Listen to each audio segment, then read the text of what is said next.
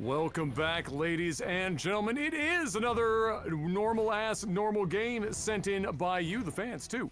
Lifesaglitchtv at gmail.com. Mr. Maximus Black. Yep. Hit me up with the sound of trying to download Eiffel 65's I'm Blue on Kazaa for the 43rd time after you now have 5 instances of Bonsai Buddy on your desktop. You!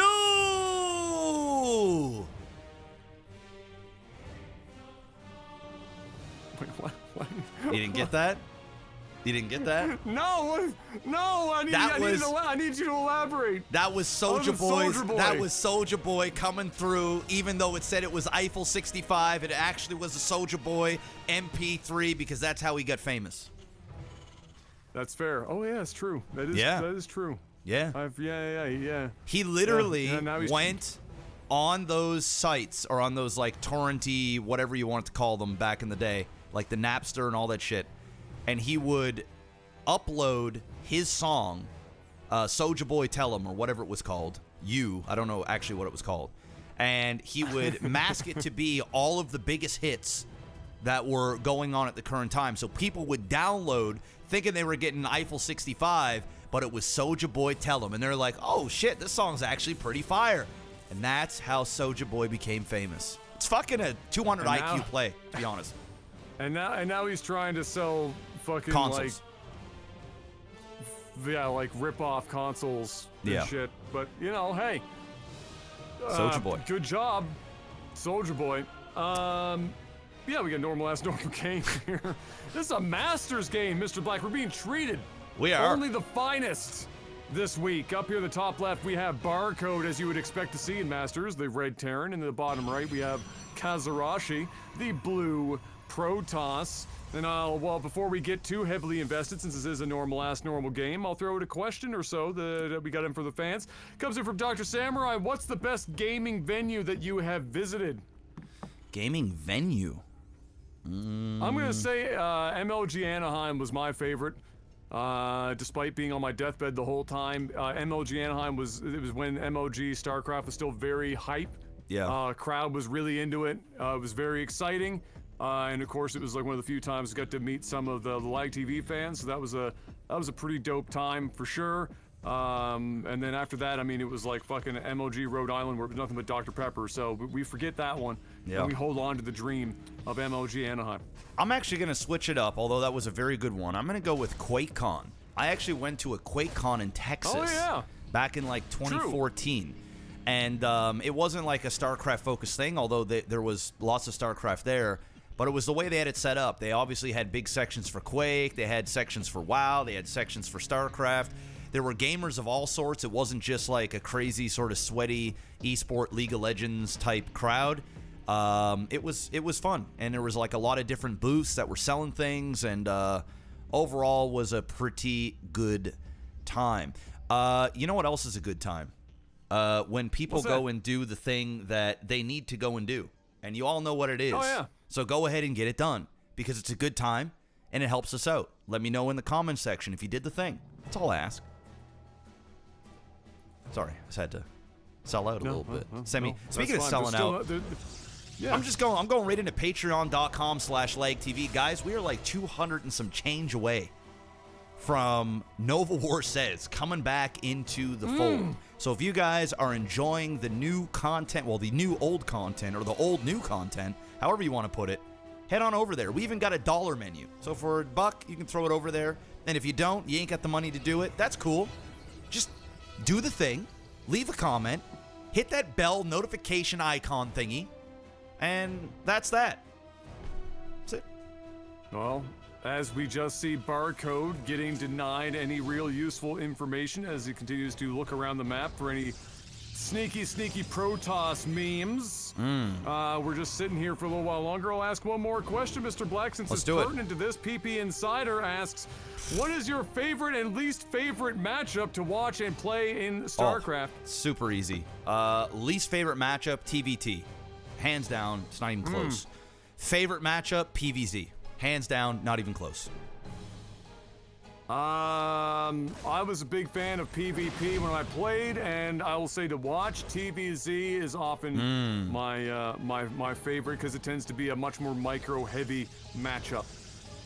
Yeah, good picks. Good picks. Most mirror matchups are kind of shit, but I will say PvP and ZVZ are pretty good. I just think it's just universally known that TBT just kind of sucks ass.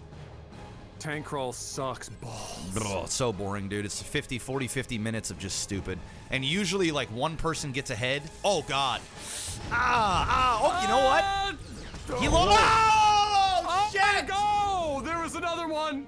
Oh, no. There was another one. I was about to give him props. Like, damn, he played that well. He only lost, like, 3 probes there with 2 hits. And then that third one came from the fiery pits of hell and just ripped that mineral line a new asshole and some. Meanwhile, back over here, we got some nice micro play with the Stalkers counteracting everything. Nice blink. He's got early blink going on. Got to be able to pick off that, what the fuck it's called? Thank you. That's so Raven. That's so Raven. Beautiful blink to the side, getting out of the range from the siege tanks and picking off 4 Marines down there in the bottom left. This is Master's play, and we're definitely seeing it. It's a Master's game, Mr. No, Black. it's so beautiful. I know, I love casting y'all's shit tier wood games, but I will say to sprinkle in some fucking actual competency is really nice to see once in a while, Adam. Well, oh shit! Basically We got everything going on down here. At the same time, my God, the mines. At the same time, it's Stalkers on one end versus mines on the other. Oh, no. Don't lose those. Oh boy. Oh no. Oh, that stings as he loses another pocket of workers. How many probes are left, Mr. Black? Can we get the information from that in the top left? Got 27.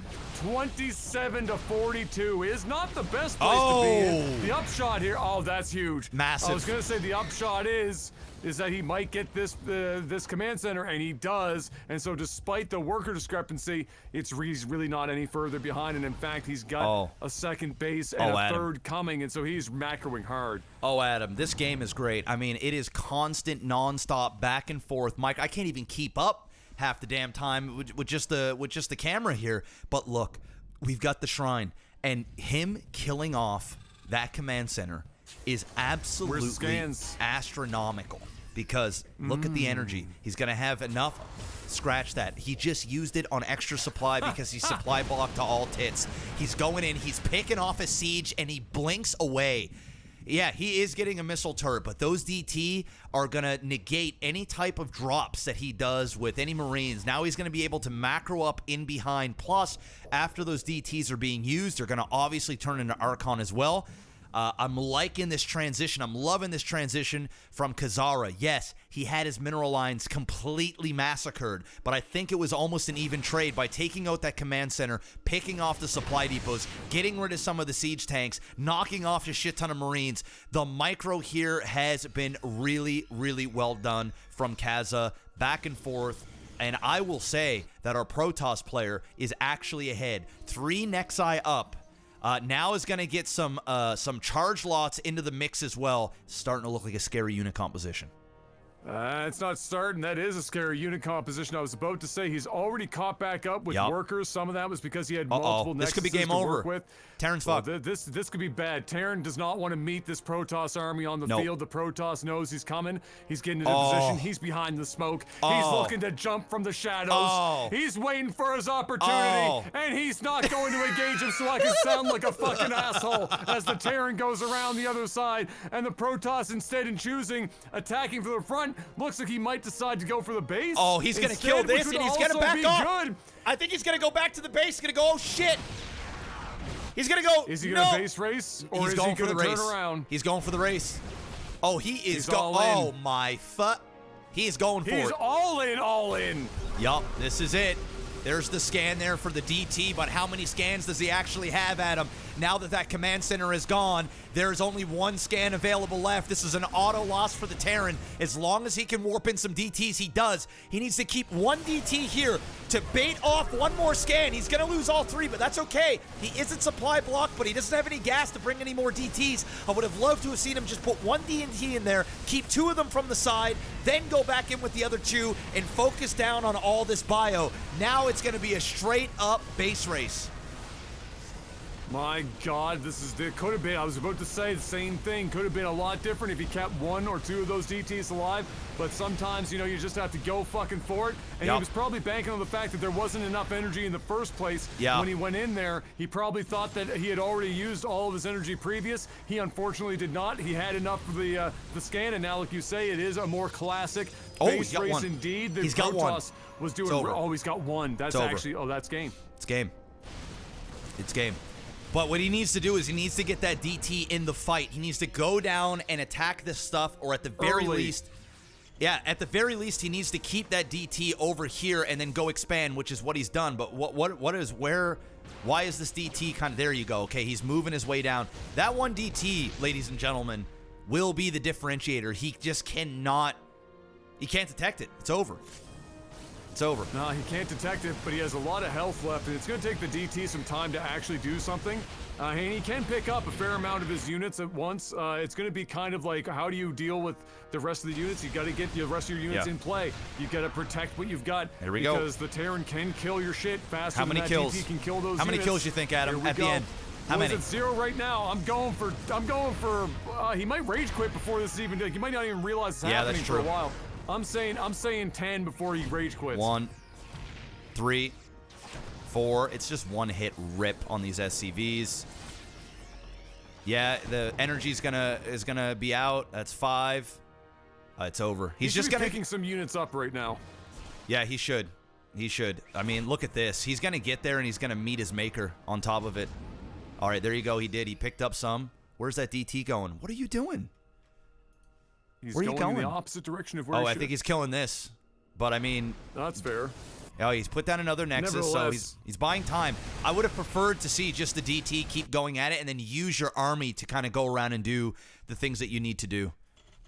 But we will see. He's going to try. He's rotated down. He was smart. He was smart to put that Nexus down closer to the last Terran encampment. It means that he doesn't have to have his units all over the map at once. Yeah. He can keep them within one quadrant of the map and deal with the Terran as necessary. Here comes that DT back in again at 5 kills, looking to pick up some more. He is going to get back in and get to work against these. I'm actually surprised the Terran just didn't fucking leave the game knowing this is DT. Maybe he still hasn't pieced it together, but he must have, having picked up those tanks.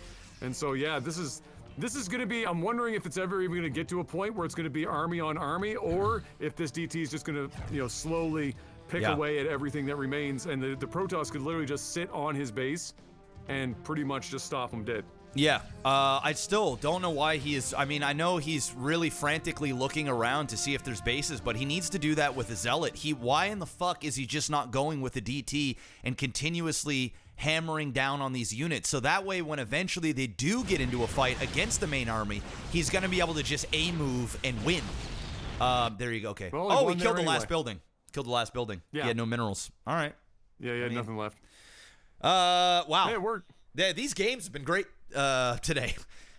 These just been some good shit. You guys are getting a bit spoiled this week. I don't really have anything else to add. That was just solid. No, neither do I. I'm just going to say at the end of the day, LimeWire is better than Kazaa.